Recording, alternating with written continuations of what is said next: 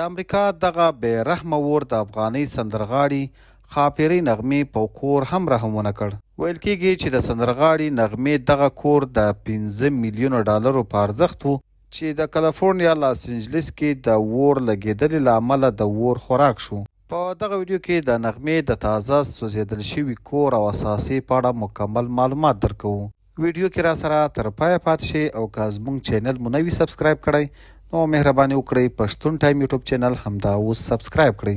قدرمن دوستانو، لکه څنګه چې تاسو ته معلومه ده چې د امریکا په متحده ایالاتو کالیفورنیا لاس انجلس کې یو لوی خونړی او له وحشته ډک اور لګېدلی چې دغه اور د دغه ځای وګړو ته مالي او ځاني نقصانونه اړولي.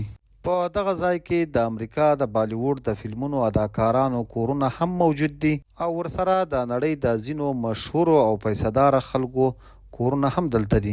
ورسره زمونږ او ستاسو د افغانانو هم ځینې د مشهورو او پیسهدارو خلکو کورونه دي.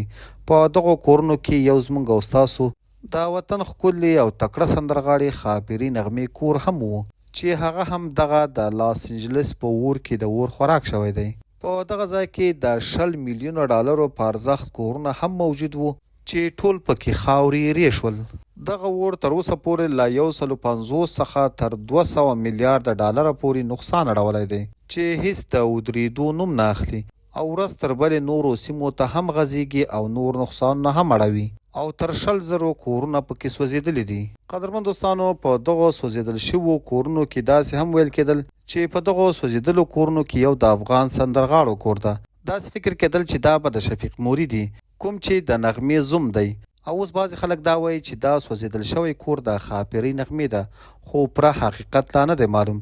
که چیرته هم د ښاپیرۍ نغمې کور سوځېدلی وي نو خامخا به دا د دې کور په اړه رسنیو ته معلومات ورکړي. قدرمن دوستانو، تاسو یې په اړه څه نظر لرئ؟ نظر مو را سره په کمنټ کې خامخا شریک کړئ.